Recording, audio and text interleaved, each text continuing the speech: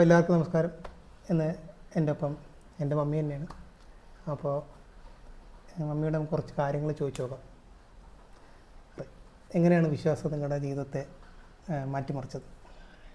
വിശ്വാസ ജീവിതം ഒത്തിരി സങ്കടങ്ങൾ നിറഞ്ഞതായിരുന്നു, കഷ്ടപ്പാടുകൾ നിറഞ്ഞതായിരുന്നു. അതിനേക്കാളെല്ലാം ഉപരിയായിട്ട് ദൈവത്തെ സ്നേഹിക്കണം,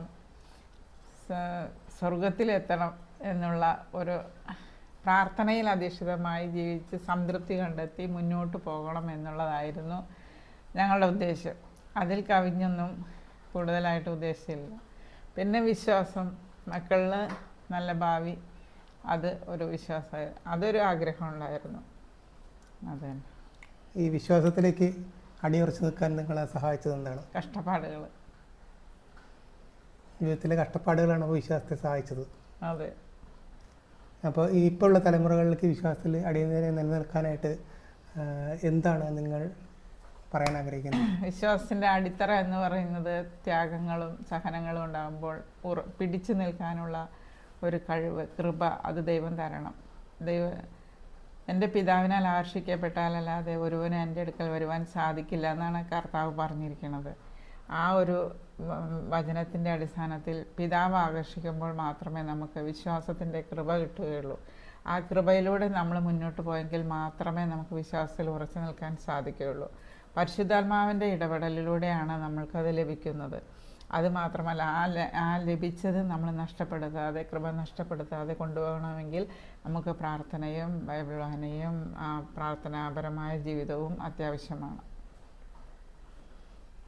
അപ്പോൾ വിശ്വാസമില്ലാത്ത ഒരാൾ നിങ്ങളുടെ അടുത്ത് നിന്ന് സമീപിക്കുകയാണെങ്കിൽ നിങ്ങളവരെ എങ്ങനെയായിരിക്കും? എതിർക്കുമോ അതോ അവരോട്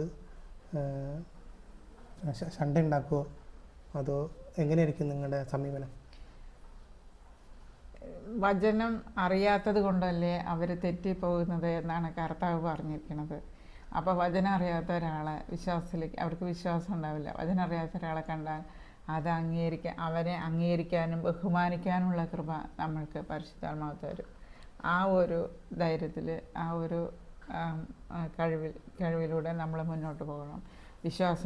എത്ര വിശ്വാസമില്ലാത്ത ആളായാലും നമ്മൾ അവരെ അക്സെപ്റ്റ് ചെയ്യണം, അല്ലാതെ അവരെ തള്ളിക്കളയരുത്. അപ്പോൾ വിശ്വാസമില്ലാത്ത ഒരാൾ എന്ന നിലയ്ക്ക് വന്നിട്ട് നിങ്ങളുടെ വിശ്വാസത്തെ എതിർക്കാനും അല്ലെങ്കിൽ അതിനെ നിങ്ങൾ ആക്രമിക്കാനൊക്കെ വരുന്ന സമയത്ത്, അല്ലെങ്കിൽ നിങ്ങൾ എതിർക്കാൻ വരുന്ന സമയത്ത് ആ വരുന്ന ആളുടെ ജീവിത രീതിയായാലും ശരി, അല്ലെങ്കിൽ അദ്ദേഹത്തിൻ്റെ വിശ്വാസം എന്ത് തന്നെ ആയാലും അദ്ദേഹത്തെ അതേപോലെ തന്നെ അക്സെപ്റ്റ് ചെയ്യുക എന്നുള്ളതാണ് പറഞ്ഞു തരുന്നത്. അതെ, അക്സെപ്റ്റ് ചെയ്യണം. എന്നിട്ട് നമ്മളുടെ യേശു എന്താണെന്ന് നമ്മളുടെ പ്രവൃത്തിയിലൂടെയും വാക്കുകളിലൂടെയും അവർക്ക് കാണിച്ചു കൊടുക്കണം. അതായത് അദ്ദേഹം നമ്മുടെ വിശ്വാസത്തിലേക്ക് നിങ്ങളുടെ വിശ്വാസത്തിൽ വരണമെന്ന് നിർബന്ധിക്കാനൊന്നും പാടില്ല. നമ്മളുടെ ജീവിതചര്യ നമ്മളുടെ ജീവിതക്രമം അനുസരിച്ച് നമ്മളുടെ പ്രവൃത്തികളും വാക്കുകളും മൂലം ക്രിസ്തുവിനെ അവർക്ക് മാതൃകയാക്കി കാണിച്ചു കൊടുക്കണം. അങ്ങനെ കാണിച്ചു കൊടുക്കണം. നല്ല രീതിയിൽ സമൂഹത്തിൽ ക്രിസ്തുവിൻ്റെ വചനങ്ങൾ നമ്മൾ അനുസരിക്കുമ്പോൾ അത് നമ്മൾക്ക് മാതൃകയായിട്ട് ഭവിക്കും. അപ്പോൾ സമൂഹത്തിൽ അവനവൻ്റെ വിശ്വാസം മുറുകെ പിടിച്ചുകൊണ്ട് നല്ല രീതിയിൽ ജീവിക്കാനാണ് അവർ. അപ്പോൾ വിശ്വാസത്തിൻ്റെ പേരിൽ നടക്കുന്ന അക്രമങ്ങളും അതിക്രമങ്ങളും, ചില ആൾക്കാർ വിശ്വാസത്തിൻ്റെ പേരിൽ ആൾക്കാരെ കൊല്ലുന്നു, ഇങ്ങനെ നെഗറ്റീവായിട്ട് കാണുന്ന ആൾക്കാർ, അല്ലെങ്കിൽ അതിനെ തെറ്റായ രീതിയിൽ കൊണ്ടുപോകുന്നവരോട് എന്താണ് പറയാനുള്ളത്? അവർക്ക് വചനം അറിയില്ല. വചനം അറിഞ്ഞാൽ അവരൊരിക്കലും അങ്ങനെ ചെയ്യില്ല. ബൈബിളിലുള്ള വചനത്തെ മനസ്സിലാക്കി അനുസരിച്ച്, വചനം നമ്മൾ വായിച്ചാൽ പോരാ, എഴുതിയാൽ പോരാ, എന്ത് ചെയ്താലും പോരാ, വിശ്വാസം ഉണ്ടെങ്കിൽ അത് അനുസരിക്കണം. വചനത്തെ അനുസരിക്കുമ്പോൾ മാത്രമേ നമ്മൾക്ക് മുന്നോട്ട് പോകാൻ സാധിക്കുകയുള്ളൂ. ഇപ്പോൾ ഉദാഹരണം പറയുകയാണെങ്കിൽ, നിങ്ങൾ ചോദിക്കുന്ന ഏവനും കൊടുക്കുക എന്ന് കർത്താവ് പറഞ്ഞിട്ടുണ്ട്. ചോദിക്കുന്ന ഏവനും കൊടുക്കുക എന്ന് പറഞ്ഞിരിക്കുന്നത്, വിശ്വാസിക്ക് കൊടുക്കാനല്ല പറഞ്ഞിരിക്കുന്നത്, ഇന്നൊരാൾക്ക് കൊടുക്കാനല്ല പറഞ്ഞത്, ഏവനും കൊടുക്കുക എന്നാണ് പറഞ്ഞിരിക്കുന്നത്. അപ്പോൾ നമ്മളോടൊരു വസ്തു ഒരാൾ വന്നിട്ട് ഇല്ലാത്തൊരു സാധനം, അവർക്കില്ലാത്തൊരു സാധനം ചോദിച്ചാൽ നമ്മുടെ കയ്യിലുണ്ടെങ്കിൽ അത് ഇല്ലയെന്ന് പറയാതെ അത് അവർക്ക് കൊടുക്കണം. അപ്പോൾ ആ ഒരു വചനം നമ്മൾ അനുസരിച്ചു, ദൈവത്തിൻ്റെ വചനം നമ്മൾ അനുസരിച്ചു. അതുപോലെ ബൈബിളിൽ പറഞ്ഞിട്ട് കേട്ട കാര്യം പറയരുത്. അപ്പം നമ്മൾ ഒരാൾ പറഞ്ഞ കാര്യം നമ്മൾ കേട്ടിട്ട് അത് അവരോട് പോയി പറയാതിരിക്കാനുള്ള ഈ വചനം നമ്മൾ അനുസരിക്കണം. അതായത് സത്യമാണോന്ന് അറിയാണ്ട് നമ്മൾ പോയിട്ട് വേറെ ആളോട് പറഞ്ഞു കൊടുക്കാതിരിക്കാനുള്ള കൃപ. അതിനെല്ലാത്തിനും നമുക്ക് വേണ്ടത് കൃപയാണ്. ദൈവകൃപ നിറഞ്ഞവളെ സ്വസ്തി എന്നാണ് കൃപ നിറഞ്ഞവളെ സ്വസ്തി എന്നാണ് മറിയത്തോട് പറഞ്ഞവളെ. കൃപ കണ്ടെത്തിയിരിക്കുന്നു, നീ ദൈവത്തിൽ കൃപ കണ്ടെത്തിയിരിക്കുന്നു എന്ന്.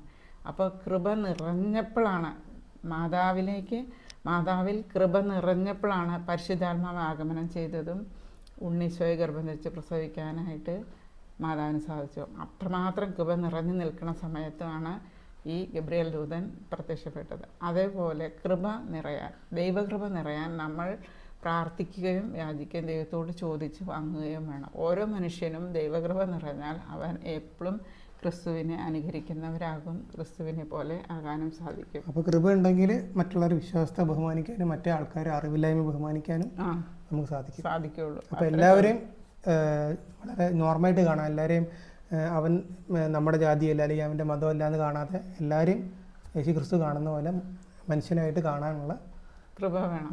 ഞാൻ സകല മർത്യരുടെയും ദൈവമായ കർത്താവാണെന്നാണ് ദൈവം പറഞ്ഞിരിക്കുന്നത്. സകല മർത്യരുടെയും ദൈവമായ കർത്താവാണെന്നാണ് പറഞ്ഞിരിക്കുന്നത്.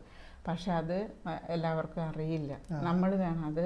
അതെ, അപ്പം അതാണ് ആൾക്കാർ വേറെ രീതിയിൽ അല്ലെങ്കിൽ മിസ്അണ്ടർസ്റ്റാൻഡ് ചെയ്തുകൊണ്ട് വേറെ തരത്തിലൊക്കെ വിശ്വാസത്തെ എടുത്ത് പ്രയോഗിക്കുന്നതും ചെയ്യുന്നത്.